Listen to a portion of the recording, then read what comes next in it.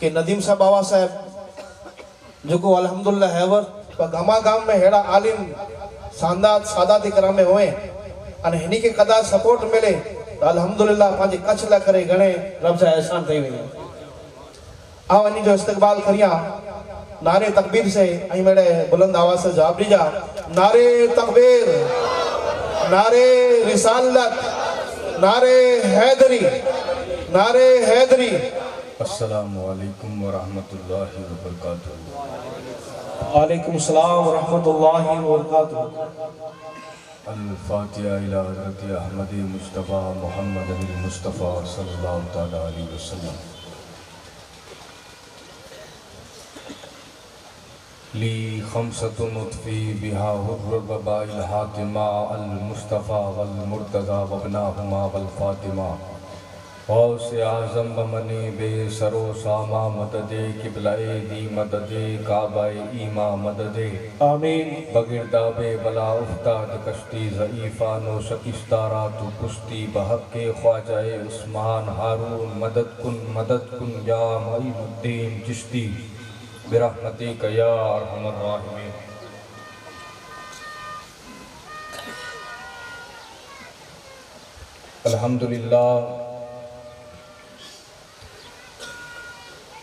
الحمدللہ رب العالمین والعاقبۃ للمتقین والصلاة والسلام علی سید المرسلین وعلی آلہ واصحابہ اجمعین اما بعد فاعوذ باللہ من الشیطان الرجیم بسم اللہ الرحمن الرحیم یا ایہا الذین آمنوا اتقوا اللہ ولتنظر نفس ما قدمت لغد واتقوا اللہ ان اللہ خبیر بما تعملون آمنت باللہ صدق اللہ العظیم وصدق رسولہ النبی الامین الکریم ونحن على ذلك لمن الشاہدین والشاکرین والذاکرین والحمدللہ رب العالمین وہ سوئے لالا زار پھرتے ہیں وہ سوئے لالا زار پھرتے ہیں تیرے دن اے بدر پھرتے ہیں جو تیرے در سے یار پھرتے ہیں جو تیرے در سے یار پھرتے ہیں در بدر یوں ہی خار پھرتے ہیں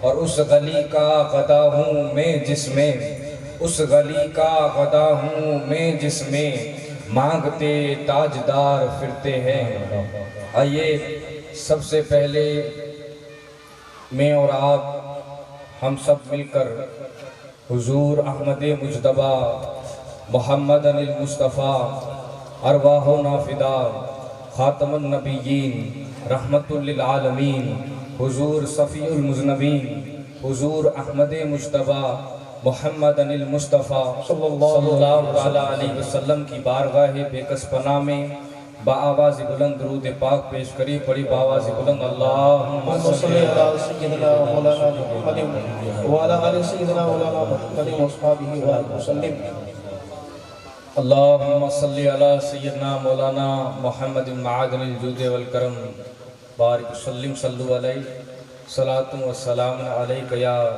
جد الحسن والحسین مجھ سے پیشتر مجھ سے قبل اپنے نعت رسول صلی اللہ تعالیٰ علیہ وسلم سید شمس الدین بابا کی زبانی سے اس کے بعد مولانا صاحب مولانا حسن کی زبانی سے مولود وغیرہ سماعت کیے اس کے بعد میرے دو بھائیوں کی زبانی سے ٹوٹی پھوٹی انداز میں تقریر سماعت کی اللہ تبارک و تعالیٰ سے دعا ہے کہ اللہ ان کے علم میں مزید زیادتی عطا فرمائے آمین ان کو کامیاب اور کامران کرے آمین سب سادات سٹیج پر جلوہ گر ہے نقیب صاحب مولانا یوسف صاحب نے جو وصف اس عیب دار کے بیان کیے حالانکہ نیک تو ایک گنہگار ہوں۔ بزرگوں کی دعاؤں کا نتیجہ ہے کہ آج خصوصاً میرے والد، میرے جد امجد اور بالخصوص ان کو صلاح دینے والے سید قاسم صاحب اور دیگر سادات کرام کا بہت بڑا احسان ہے کہ آج یہ فقیر آپ کے سامنے کچھ لب کشائی کرنے کی طاقت رکھتا ہے۔ حاجی باپوسا کے اس عرس کے اندر جو بھی مرید احباب محبت کرنے والے آئے ہیں، آ گئے ہیں تو کچھ لے کر جائیے گا، کیونکہ یہ ایسی محفل ہے جہاں پہ اللہ اور اللہ کے رسول اور اس کی محبت کرنے والے اولیاء اللہ کا جہاں ذکر ہوتا ہے، ہمارا یہ ایمان ہے کہ حضور صلی اللہ تعالیٰ علیہ وسلم وہاں تشریف لاتے ہیں۔ سنا ہے بلکہ یقین ہے آپ ہر عاشق کے گھر پہ تشریف لاتے ہیں۔ بے شک سبحان ہمارے گھر پہ بھی ہو جائے چراغا یا رسول یا اللہ۔ رسول اللہ، سبحان اللہ، ماشاءاللہ۔ لمبی چوڑی کوئی گفتگو نہ کرتے ہوئے ایک اہم مسئلے پر ہم گفتگو کریں، چونکہ اولیاء کرام ہو یا انبیاء کرام ہو، ہم جب ان کی زندگی کا جائزہ لیتے ہیں تو ہمیں یہ محسوس کرنا چاہیے کہ وہ لوگ کس چیز پہ محنت کیا کرتے تھے۔ اولیاء اللہ ہو یا انبیاء کرام ہو، وہ لوگ کس چیز پہ محنت کیا کرتے تھے، وہ لوگوں کے درمیان باتیں کون سی کیا کرتے تھے۔ آج اولیاء اللہ کی کوئی کرامت ذکر کرنے کے بجائے چاہیں گے کہ اولیاء اللہ نے خصوصاً غوث اعظم نے جو خطاب فرمائے، خصوصاً غوث اعظم نے جو ملفوظات بیان کیے، اس کا ہم کچھ ذکر کریں تاکہ پتہ چلے کہ ان کا راستہ کیا تھا اور ہمارا راستہ کیا ہے۔ چونکہ ایک بات یاد رکھیے گا، راستے دو ہو گئے ہیں، راستے ہمارے دو ہو گئے ہیں۔ اب مثال کے طور پہ آپ کو سمجھاتا ہوں، آپ نے جب بھی کبھی کوئی ٹرین کو چلتے دیکھا ہوگا یا اگر نہیں دیکھا تو کبھی ریلوے اسٹیشن جا کے ٹرین کو غور سے دیکھنا کہ جب بھی کوئی ٹرین پٹری سے ہٹتی ہے تو اچانک نہیں ہٹتی، بلکہ پہلے تھوڑا سا کچھ اینچ برابر دوسری پٹری پہ جاتی ہے، لیکن وہ ایک اینچ برابر دوسری پٹری پہ جانا اس کو اپنی منزل سے بالکل جدا کر دیتا ہے۔ مطلب ابتدا میں پٹریاں پہلے تھوڑا سا ہلکا سا جدا ہوتی ہے اور پھر دور ہوتے ہوتے اتنا دور ہو جاتی ہے کہ پھر دونوں پٹریاں آپس میں ملتی نہیں ہے۔ بلا تمثیل ہم بھی جب بھی کسی اللہ والے کے راستے سے ہٹتے ہیں، درود پاک پڑھی باؤ صاحب۔ نعرہ تکبیر، نعرہ رسالت، علماء اہل سنت۔ ہم بلا تمثیل ہم جب بھی کسی اللہ والے کے راستے سے ہٹتے ہیں تو اچانک نہیں ہٹتے، ہم جب بھی کسی اللہ والے کے راستے سے ہٹتے ہیں تو اچانک نہیں ہٹتے، پہلے تھوڑا سا ہٹتے ہیں اور پھر ہٹتے ہٹتے اتنا ہٹ جاتے ہیں کہ ان کا راستہ الگ ہو جاتا ہے اور ہمارا راستہ الگ ہو جاتا ہے۔ اب بتائیے جب ان کا راستہ الگ ہوگا اور ہمارا راستہ الگ ہوگا تو جس منزل پر یہ اللہ والے پہنچے ہیں اس منزل پر ہم کیسے پہنچ سکتے ہیں؟ آج حاجی باپوسا کی اس محفل کے ہنگر بس اسی بات میں گفتگو کریں گے کہ اللہ والوں کا راستہ کون سا تھا۔ ہم نے غوث اعظم کا نعرہ تو لگایا، ہم نے غریب نواز کا نعرہ تو لگایا، ہم نے اولیاء کی نسبت تو قائم کی، لیکن آج ہم ولیوں کے راستے پر کتنا ہے؟ آج ہم ولیوں کے راستے سے ہٹ چکے ہیں یا نہیں ہٹ چکے؟ میں خواتین کی بھی، ماؤں بہنوں کی بھی توجہ چاہتا ہوں۔ دیکھیے جب بھی اللہ والا کوئی محنت کرتا تھا اس کی محنت کو پڑھیے، انہوں نے کیسی محنت کی اور ہم کس چیز پہ محنت کرتے ہیں، ہماری محنتیں کس چیز پہ ہو رہی ہے۔ اللہ والوں کی شان ہی نرالی تھی۔ آئیے سب سے پہلے اللہ والوں کو مثال کے طور پہ آپ کو ایک بات بتا دوں، ایک آدمی مانوی کے راستے پہ جا رہا ہے، ایک آدمی بھوج کے راستے پہ جا رہا ہے، تو ظاہر سی بات ہے جو جس راستے پہ چلے گا پہنچنا اس کو وہیں پر ہے۔ اب ہم سوچتے ہیں کہ اللہ والوں کے ہم راستے پہ چلتے نہیں ہیں اور دل میں ارادہ یہ رکھتے ہیں کہ ہم جنتی ہے، ہم کو اللہ والے چھڑا لیں گے۔ بالخصوص آپ کی توجہ اس جملے پہ چاہتا ہوں کہ اللہ والوں نے کتنی محنتی کی۔ اللہ والوں کا راستہ کون سا تھا؟ تمام اولیاء اللہ کا ذکر کرتے ہیں، بلکہ تمام اللہ والوں کو لیتے ہیں، حضور علیہ السلام سے لے کر غوث اعظم تک، بلکہ غریب نواز تک، جتنے بھی اللہ والے ہیں سب اللہ والوں کو دیکھ لیجئے۔ حضور علیہ السلام کی تو شان ہی نرالی ہے۔ آقا نے بھی محنت کی، کس پر؟ فکر آخرت پر۔ غوث اعظم نے بھی محنت کی، کس پر؟ فکر آخرت پر۔ تمام اولیاء نے محنت کی فکر آخرت پر۔ اب یہ آخرت کیا ہے؟ اب اس کو تھوڑا سا سمجھنا ہوگا۔ آخرت کس کو کہتے ہیں؟ آخرت ہے کیا؟ آخرت اس بات کو غور سے سن لیجئے گا، ہر مذہب کے اندر کسی نہ کسی اعتبار سے درست یا غلط ہر مذہب کے اندر یہ نظریہ موجود ہے کہ ایک دن یہ دنیا ختم ہو جائے گی، ایک دن یہ دنیا فنا ہو جائے گی، ایک دن یہ دنیا سمٹ جائے گی۔ حتیٰ کہ سائنس بھی مانتی ہے، سائنس کا نظریہ یہ ہے کہ جس دن دنیا ختم ہوگی اس دن تارے آپس میں ٹکرائیں گے۔ سائنس آج کہہ رہی ہے، قرآن 1450 سال پہلے بیان کر چکا کہ جس دن یہ دنیا ختم ہوگی اس دن ستارے آپس میں ٹکرائیں گے، تاروں کا آپس میں ٹکراؤ ہوگا، نظام شمسی اپنا توازن کھو دے گا، اور جب وہ دن آئے گا جس سے آخرت کا دن کہتے ہیں، اس دن کا حال کیا ہوگا؟ اب یہ کتنے سال بعد آئے گی؟ 500 سال بعد آئے گی، 1000 سال بعد آئے گی؟ اس کا جو ہے ہم کو قطعی طور پر کوئی علم نہیں دیا گیا۔ ہاں، ہم کو سن نہیں بتائی گئی کون سی سن میں قیامت آئے گی، سن ہم کو نہیں بتائی گئی، لیکن اللہ کے رسول نے فرمایا جس دن قیامت آئے گی اس دن جمعے کا دن ہوگا، محرم کی 10 تاریخ ہوگی، عاشورے کی 10 تاریخ کو قیامت آئے گی، اور اتنی بھیانک ہوگی وہ قیامت، اتنی بھیانک ہوگی وہ قیامت کہ اس قیامت کو دیکھ کر زمین کے اندر زلزلے آئیں گے۔ قرآن بیان کرتا ہے، قرآن میں اللہ نے فرمایا اذا زلزلت الارض زلزالها واخرجت الارض اثقالها وقال الانسان ما لها يومئذ تحدث اخبارها بان ربك اوحى لها۔ جب قیامت آئے گی اس دن کا حال یہ ہوگا کہ زمین اپنے اندر کے مادے کو نکال کر باہر کی طرف پھینک دے گی، انسان نے جو کچھ کیا ہے زمین پر سب کچھ انسان کو بتایا جائے گا، زمین کا خطہ خطہ پکار اٹھے گا کہ کس انسان نے کہاں پر کیا جرم کیا تھا، سب کچھ بتایا جائے گا۔ یہ سب ہوگا، مطلب قیامت آئے گی، دنیا ختم ہو جائے گی، اللہ تبارک و تعالیٰ دنیا کو فنا کر دے گا۔ دنیا جب ختم ہو جائے گی اس کے بعد کیا ہوگا؟ اس کے بعد ایک دن آئے گا جسے آخرت کا دن کہتے ہیں، جسے میدان محشر کہتے ہیں۔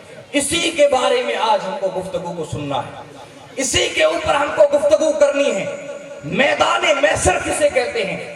آخرت کی طرف جانے کا حساب و کتاب میدان کے اندر ہوگا، وہاں پہ 2 منزلیں ہوں گی، ہر ایک کے لیے 2 میں سے کوئی ایک منزل ہوگی، یا تو کوئی جنت میں جائے گا یا کوئی جہنم میں جائے گا۔ جنت میں جائیں گے وہ لوگ کامیاب ہوں گے، جہنم میں جائیں گے وہ لوگ ناکام ہوں گے۔ یعنی جنت اور جہنم میں جانے کا فیصلہ جس میدان کے اندر ہوگا اسی کو میدان محشر کہتے ہیں، اور وہ محشر ایسا ویسا محشر نہیں ہوگا، وہ آخرت کا دن ہوگا، آخری دن ہوگا، وہاں پہ حساب ہوگا، وہاں پہ کتاب ہوگا۔ اللہ تبارک و تعالیٰ قرآن میں فرماتا ہے اَيَحْسَبُ الْإِنسَانُ أَن يُتْرَكَ سُدًى اَيَحْسَبُ الْإِنسَانُ أَن يُتْرَكَ سُدًى۔ کیا انسان یہ تصور کرتا ہے کہ اللہ تبارک و تعالیٰ اس سے حساب نہیں لے گا؟ اللہ ضرور حساب لے گا۔ آج بہت فکر کر چکے، عیاشی کے اندر اللہ کو بھولنے والے، نادانی کے اندر اللہ کو بھولنے والے، دولت کے نشے کے اندر آ کر اللہ تبارک و تعالیٰ اور آخری دن کو بھولنے والے، غور سے سنیے گا میری اس گفتگو کو، میرے جملوں کو لکھ کر لے جائیے گا۔ قیامت جسے کہتے ہیں، اللہ تبارک و تعالیٰ نے کیا فرمایا؟ اَيَحْسَبُ الْإِنسَانَ أَن يُتْرَكَ سُدًى۔ کیا انسان یہ تصور کرتا ہے کہ اللہ اس سے حساب نہیں لے گا؟ بلکہ ضرور اللہ حساب لے گا، ضرور اللہ حساب لے گا۔ بلکہ قرآن میں اللہ نے فرمایا فَمَن يَعْمَلْ مِثْقَالَ ذَرَّةٍ خَيْرًا يَرَهُ وَمَن يَعْمَلْ مِثْقَالَ ذَرَّةٍ خَيْرًا يَرَهُ وَمَن يَعْمَلْ مِثْقَالَ ذَرَّةٍ شَرًّا يَرَهُ۔ ذرے کا حساب ہوگا۔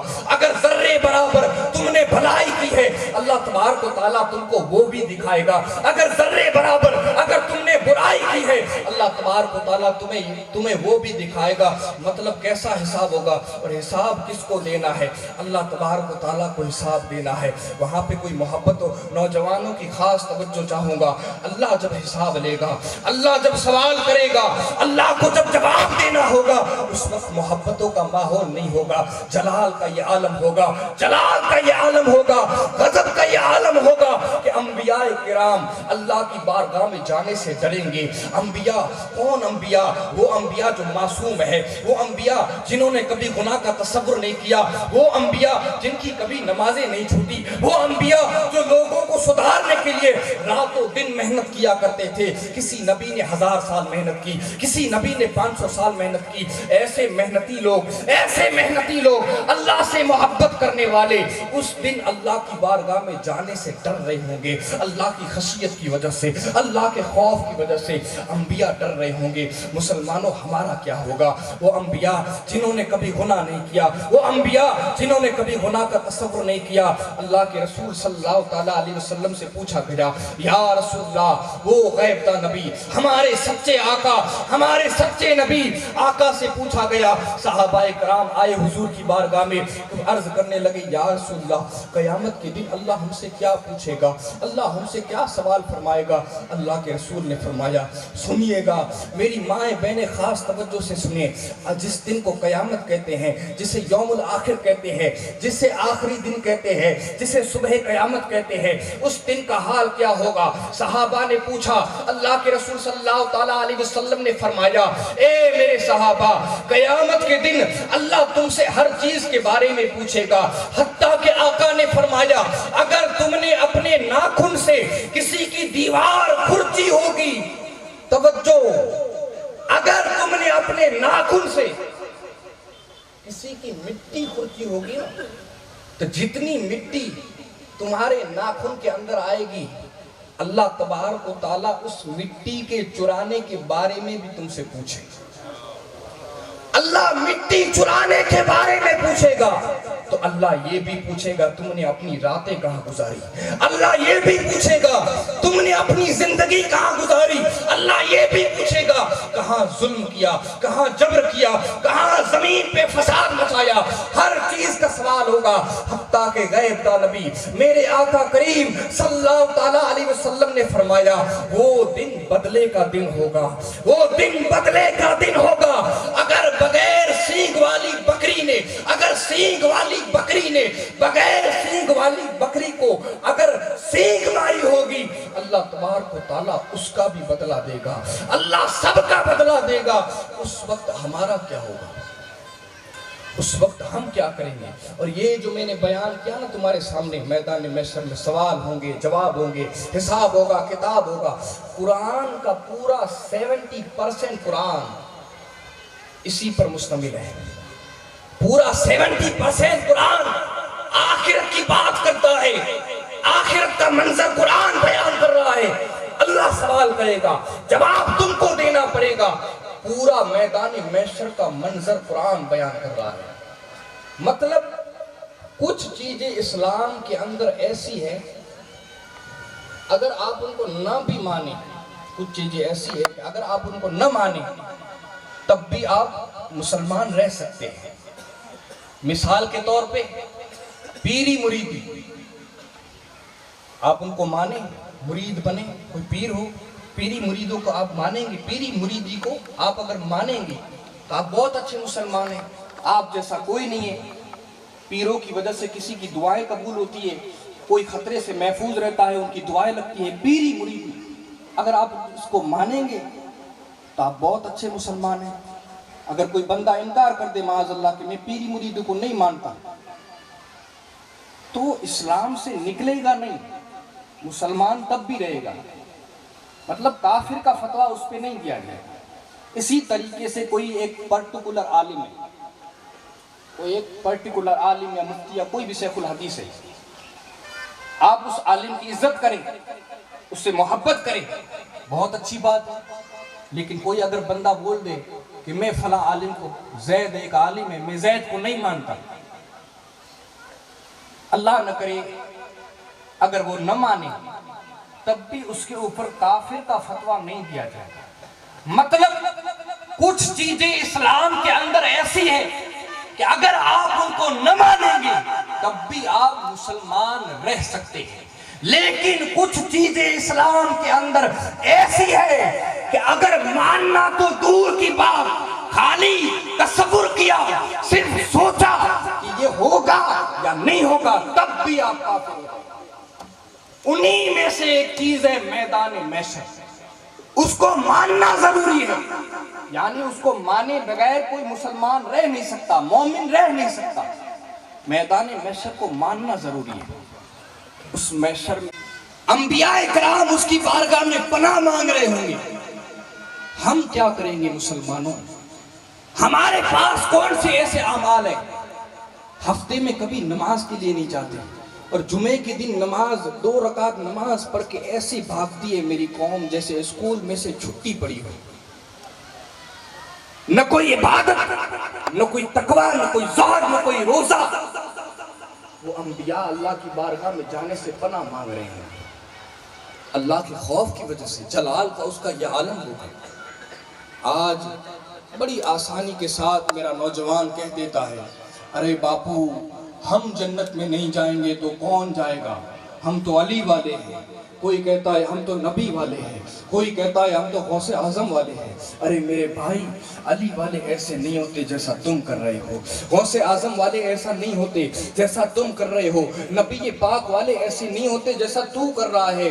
اب آئیے ان علی والوں کی، نبی والوں کی، ان کی داستانوں کو اپنی جگہ پہ رکھ کر اب نبی پاک کی، علی پاک کی داستانوں کو سنتے ہیں۔ کیا وہ لوگ بھی یہی عقیدہ اور یہی ذہن رکھتے تھے کہ جہنم میں ہم نہیں جائیں گے تو کون جائے گا، یا وہ لوگ بھی آخرت کی کچھ فکر رکھتے ہیں؟ کتنا افسوس ہے نا اس دور پہ، کتنا افسوس ہے اس دور پر۔ آج انسان جانور سے گر گیا، آج مسلمان جانور سے گر گیا، پرندوں سے غیر گزرا ہو گیا۔ میری باتوں کا برا مت مانیے گا، میں کوئی آپ کا دشمن نہیں ہوں، میں صرف آپ کو آئینہ دکھانے آیا ہوں، میں اپنا بھی چہرہ دیکھنے آیا ہوں اور آپ کو اپنا چہرہ بھی دکھانے آیا ہوں، اور مجھے کوئی فرق بھی نہیں پڑتا، کیونکہ تقریر میرا دھندا نہیں ہے، تقریر میری عبادت ہے۔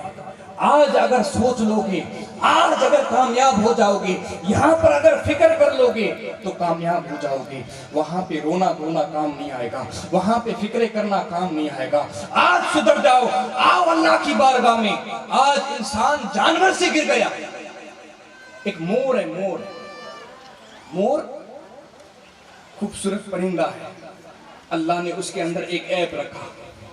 مور پورا خوبصورت ہے لیکن اس کے پاؤں بدصورت ہے، لیکن ایک عیب ہے مور کے اندر، مور کے اندر ایک عیب ہے، لیکن جب مور اپنے پیروں کو دیکھتا ہے تو مور رونے لگتا ہے۔ مطلب ایک عیب نے اتنا رلایا کہ جب بھی پاؤں کو دیکھتا ہے تو مور ناچتے ناچتے رک جاتا ہے اور رک کے رونے لگتا ہے۔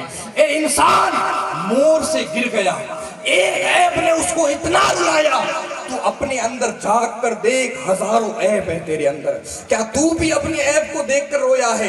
ایک کام کیجئے، ایک کمرے کے اندر گدھے کو جمع کیجئے، ایک کمرے کے اندر بیل کو جمع کیجئے، ایک کمرے کے اندر کتے کو جمع کیجئے، اب ان تینوں کے سامنے سب کھانے کی چیزیں، مٹھائی رکھ دیجئے، گوشت رکھ دیجئے، گھاس رکھ دیجئے، سب رکھ دیجئے۔ وہ گدھا اگر انسان کو گالی کے طور پر کہا جاتا ہے نا، اگر کسی انسان کو گدھا کہہ دے تو وہ انسان برا مان جاتا ہے، لیکن انسان دیکھ تو صحیح گدھے کے اندر کتنی عقل ہے۔ حالانکہ جانوروں کے اندر کوئی عقل نہیں ہوتی، مور کے اندر کوئی عقل نہیں ہوتی، گدھے کے اندر دیکھ، اس کو اپنی حد کتنی معلوم ہے۔ وہ گدھا جس کے سامنے گوشت بھی پڑا ہے، وہ گدھا جس کے سامنے مٹھائی بھی پڑی ہے، جس کے سامنے گھاس بھی پڑا ہے، لیکن گدھا کبھی گھاس چھوڑ کے مٹھائی نہیں کھائے گا۔ گدھے کو اپنی حد معلوم ہے کہ اللہ نے مجھے گوشت کھانے کے لیے پیدا نہیں کیا، اللہ نے میری غذا گھاس کے اندر رکھی ہے۔ ایک کام کرے، ایک الو انسان کو گالی کے طور پہ کہا جاتا ہے نا، اگر کسی انسان کو الو کہہ دے، بیوقوف کہنے کے لیے الو کہا جاتا ہے، بیوقوف کہنے کے لیے الو کہا جاتا ہے، لیکن وہ الو جس کے سامنے گوشت بھی ہے اور گھاس بھی ہے، الو کبھی गोश्त छोड़कर घास नहीं खाएगा। उल्लू को अपनी हद मालूम है कि अल्लाह ने मुझे गोश्त खाने के लिए पैदा किया है, मेरी ग़िज़ा गोश्त के अंदर है। इंसान जानवरों से गिर गया तू, जानवरों को अपनी हद मालूम है मुझे क्या खाना है क्या नहीं खाना। लेकिन इंसान को देखिए, जो मुंह में आया खा रहा है, हराम खा रहा है, हलाल खा रहा है, जो मुंह में आया खा रहा है, देख नहीं रहा। पेट नहीं, जहन्नम का घड़ा बना रखा है। डूब गया जहन्नम की आग के अंदर, डूब गए जहन्नम की आग के अंदर। इसी तरीके से उल्लू को तुम कभी रात को सोते हुए नहीं देखोगे। उल्लू कभी रात को नहीं सोता, उल्लू दिन में सोता है, उसकी हद है, सोने की हद है। लेकिन इंसान जब टाइम मिले तब सो रहा है, रात में सो रहा है, दिन में सो रहा है, फजर के वक्त सो रहा है, हालांकि उस वक्त उसका सोना हराम है। फजर से पहले सो सकता है, उसके बाद सो सकता है, लेकिन नमाज को तर्क करके सो नहीं सकता, उस वक्त उसका सोना हराम है। अल्लाहु अकबर। जानवरों से कितने गए गुजरे। अब बताओ, जानवर अच्छे हैं, तुम अच्छे हो। जानवरों को अपनी सिस्टम पता है, उनको अपनी कैटेगरी, उनको अपनी हद मालूम है कि अल्लाह ने हम पे हद किया। जन्नत हमारे बाप की है। घर में वो रहता है जो बाप के नक्शे कदम पे चलता है। अगर बाप के नक्शे कदम से हट गए ना, तो बाप कहेगा मेरे घर से निकल जा। बेशक बाप कहेगा मेरे घर से निकल जा। अरे जिस बाप की तुम जन्नत कहते हो, वो बाबा आदम अलैहिस्सलाम से एक लफ्ज़ी से पैगंबराना हुई, बाबा 300 साल तक रोते रहे। तुम दिन में हजारों गुनाह करते हो, क्या तुम भी अपने गुनाह को देखकर रोते हो? क्या हमको भी अफसोस हुआ कि हमारे ऊपर भी कुछ फिक्र बनी? इसी तरीके से आइए अब जरा नबी वालों की, इनकी दास्तानों को अपनी जगह पे रखें। नबी पाक की, अली पाक की, सहाबाए किराम की, इन सब की दास्तानों को पढ़ते हैं। वो लोग कितना फिक्र रखते थे आखिरत के बारे में, उनकी सोच क्या थी, वो किस रास्ते पर चलकर गए और हम किस रास्ते से चल रहे हैं। सबसे पहले अपने नबी का ही जिक्र कर लेता हूँ। वो आकाए नामदार रसूल अल्लाह, समझ लीजिएगा क़यामत उन्हीं के लिए आएगी, मैदान महशर उन्हीं के लिए सजाया जाएगा।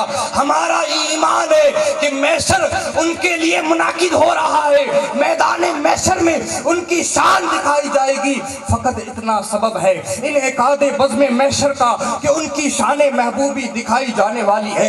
हत्ता कि अंबियाए किराम को भी उनकी हाजत होगी। अंबियाए किराम भी अल्लाह के रसूल को ढूंढ रहे होंगे, कहाँ है मोहम्मदुर रसूलुल्लाह। मेरे इमाम कहते हैं, उनसे जो मुस्तगनी हुआ जहन्नम में गया, जहन्नम में गया जो उनसे मुस्तगनी हुआ है। खलीलुल्लाह को हाजत रसूलुल्लाह की, मतलब उन्हीं की चलेगी। वो जिस तरफ देख ले वो जन्नती हो जाए, अगर मुंह फेर ले तो वो जहन्नमी हो जाए, अगर जहन्नमी के देख ले तो उस जहन्नमी के अंदर जान आ जाए। आला हजरत फरमाते हैं, जिस तरफ उठ गई दम में दम आ गया, उस निगाह इनायत पे लाखों सलाम। वो निगाह अगर जहन्नमी को देख ले तो वो जन्नती हो जाए, मतलब चलेगी उन्हीं की चलेगी। मैदान महशर के दूल्हा वही है, सब कुछ उन्हीं के लिए होगा। लेकिन वो आकाए नामदार, मदीने के ताजदार, उनकी सीरत के अंदर ये बात तफसीर के साथ लिखी चुकी है, लेकिन मैं आपके सामने इख्तिसार के साथ बयान करूंगा कि सीरत के अंदर तवील अपने घर से बाहर निकले।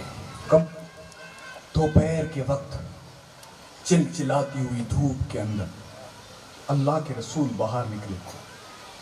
और ये बात याद रखिएगा कि अल्लाह के रसूल कभी दोपहर के वक्त घर से बाहर नहीं निकलते थे, कि वो दौर ऐसा था कि लोग दोपहर को आराम करते थे और रात भर अल्लाह की इबादत किया करते थे। हुजूर कभी दोपहर के वक्त घर से बाहर नहीं निकलते थे, लेकिन एक दिन आया, अल्लाह के रसूल घर से बाहर निकले। जैसे ही घर से बाहर निकले, क्या देखा?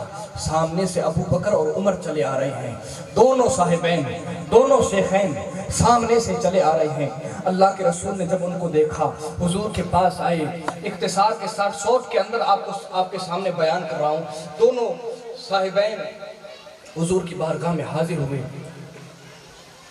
हुजूर अलैहिस्सलाम ने फरमाया, ए अबू बकर, चिलचिलाती हुई धूप के अंदर तू घर से बाहर क्यों निकले हो? ए उमर, चिलचिलाती हुई धूप के अंदर दोपहर के वक्त तुम घर से बाहर क्यों निकले हो?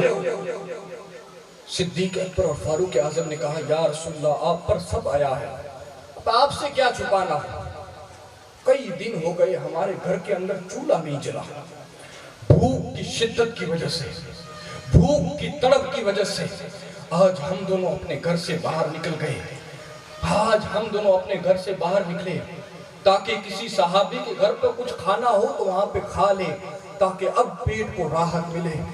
सिद्दीक अकबर ने फरमाया, सिद्दीक अकबर ने अर्ज की, ए जाने कायनात, ए रूहे कायनात, ए आमिना के लाल, ए अब्दुल्लाह के लखती जिगर, हम तो भूख की वजह से बाहर निकल आए हैं। ए जाने कायनात, आप भी कभी दोपहर के वक्त बाहर नहीं निकलते, लेकिन आज आप दोपहर के वक्त बाहर क्यों निकले हैं?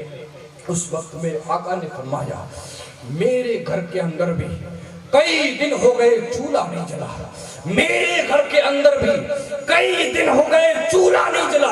उम्महातुल मोमिनीन फरमाती है कि अल्लाह के रसूल सल्लल्लाहु ताला अलैहि वसल्लम के घर के अंदर कभी कभी 3 महीने तक चूल्हा नहीं जलता था, कभी 3 महीने, कभी